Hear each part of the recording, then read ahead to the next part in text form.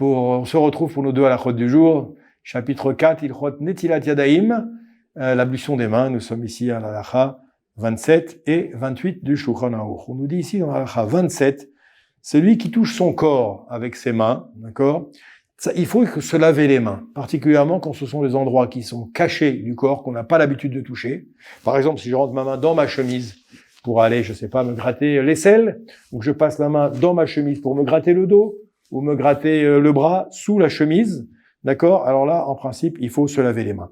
On nous dit ici que c'est pas une ablution pour enlever le ruach ra, les mauvais esprits, comme c'est le cas le matin, lorsqu'on fait Netilat Yadayim du matin, d'accord? Mais tout simplement par rapport au fait qu'on a été en contact avec la sueur du corps. Comme on a été en contact avec la sueur du corps, on nous dit ici qu'il faut se laver des mains. Peut-être en même temps par mesure d'hygiène, à la fois physique et à la fois spirituelle. Si on n'a pas d'eau, ici maintenant à côté de soi, alors ou bien qu'on doit annuler son étude pour aller maintenant se laver les mains et que ça pose un problème, alors ce qu'on pourra faire, on pourra se laver les mains avec ce qu'on a à portée de main, c'est-à-dire se frotter les mains sur un vêtement, sur un tissu, ou mieux même, on peut les frotter sur la table ou sur les murs. C'est la même halakha que quand on n'a pas d'eau pour faire Netilat Yadayim. Halakha Kafhet, numéro 28.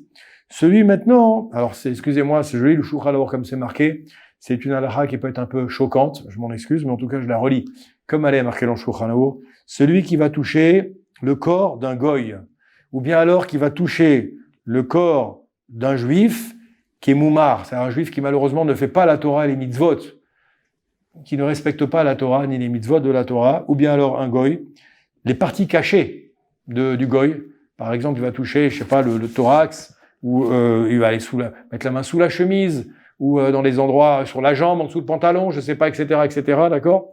Tous ces endroits, que ce soit un goy ou un juif qui ne fait pas Torah mitzvot, il faut se laver les mains après avoir eu contact avec ce corps-là.